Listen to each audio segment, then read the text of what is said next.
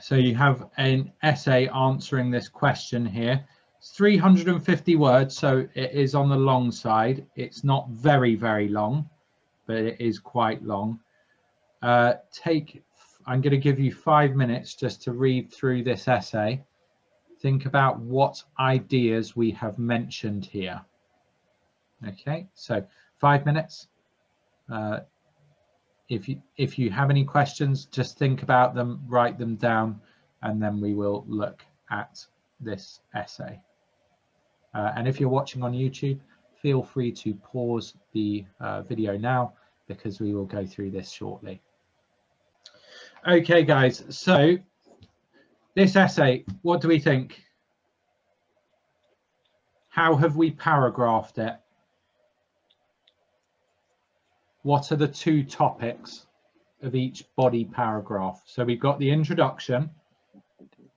What's the topic for body paragraph 1 here? Costs. Good. What's the introduction? What's the topic for body paragraph 2? Time. Time of what? Time, contact, social contact, yeah? So this is all about the social impact. There are a whole load of ideas that we've had that we are not using here, because if we did, we would, you know, this is a short IELTS essay. If we were writing this for our university dissertation, we could write 12,000 words, but that's not the goal. We need to be quite selective and pull out our ideas and decide which ones we're going to group. One of the problems that people have here is paragraphing. So you would have to discuss advantages and disadvantages, and you have to discuss businesses and staff. So some people would do advantages, businesses and staff. Some people would do disadvantages, businesses and staff. Another way that people would do it is by saying advantages and disadvantages for staff, advantages, disadvantages for businesses.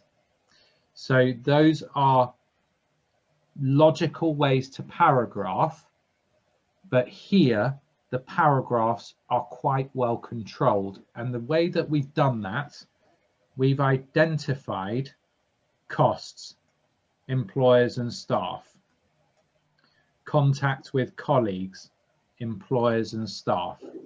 So the way that we're paragraphing here is a bit more sophisticated, rather than just taking one paragraph advantages, another paragraph disadvantages, or one paragraph businesses, one paragraph staff. So we've got quite a lot of comparison. So the introduction here, the growth of digital technologies and the internet have drastically altered people's working patterns. Applications for video conferencing, team collaboration, and cloud computing, we are showing really, really good topic-specific vocabulary.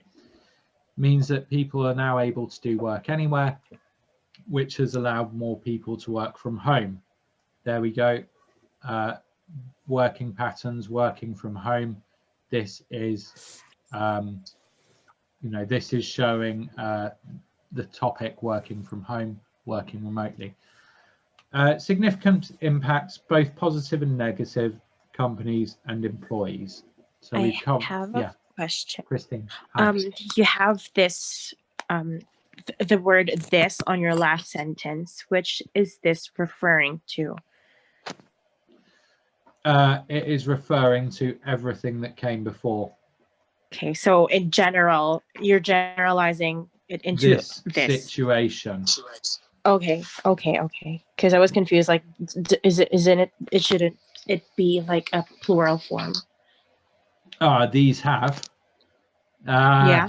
No, I would use this here. This situation. Okay. Yeah, okay. It's implied. Yeah. So next paragraph, working from home has a large effect on the costs, borne by both employers and their staff. Notice we're showing a good variety of vocabulary: employees, staff, employers, companies. There are some extra costs for companies, including software. Notice as well, we're trying to vary. We're not trying to repeat employers. Yeah. Another word we could use here is businesses. That would be a good word to use. Including software licenses to allow remote working and cloud infrastructure to provide secure information access. That whole idea of cybersecurity kind of gone, but summarized in one very short sentence, or one very short part of a sentence. However, these costs are actually lower than the cost of renting and powering a large office space in a city centre. So we've given, remember we were talking about the balance of costs here. Here we're saying it's cheaper because of renting and electricity. Similarly, in the same way, so we're about to read about employees saving money. Employees may spend more money on, or may spend more on their energy bills as they spend all day at home, but this is outweighed by not having to pay for train or bus tickets or to buy coffee or lunch near their workplaces. As a result, home working offers multiple financial advantages. So far we're saying home working is quite good, yeah? Are there disadvantages? Are there new costs? Yeah, we've given the new costs, but do the advantages outweigh the disadvantages? The costs that you save overall mean that this is good. So the effect on cost is good. Yeah. So we're answering the task. As more people work from home, so we're down here. As more people work from home, they spend less time in contact with their colleagues. For individuals, employees, this lack of personal contact could cause feelings of isolation, which can make people depressed. For companies, there may be a decrease in team cohesion and collaboration, teamwork. That is a very high level way to say teamwork. There may be a decrease in team cohesion and collaboration can be more difficult. Okay, so there may be a decrease in team cohesion and collaboration can be more difficult, resulting in lower productivity. So we've given quite a big disadvantage for individuals and for companies. Here we solve it. To offset these impacts, companies should invest in video conferencing software and schedule daily meetings to help people to work efficiently. We've solved productivity. It's not massively developed, but it's enough. Yeah, we've addressed that issue. They must also organize regular team building exercises and require employees to attend at least once a week. In this way, the disadvantages of home working can be reduced. So team building exercises require employees to attend, linking back to isolation. Yeah.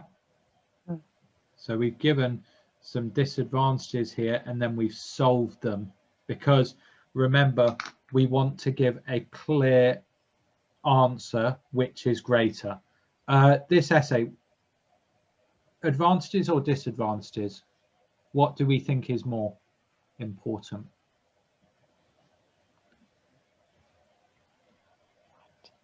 What's more important?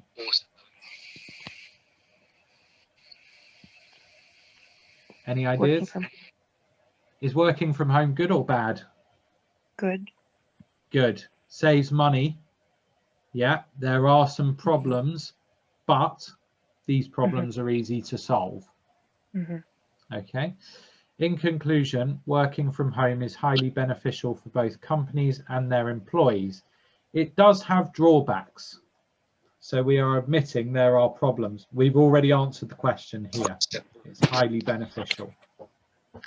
It does have drawbacks, including the need for expensive new software for companies and energy bills for employees, and could affect mental health and productivity.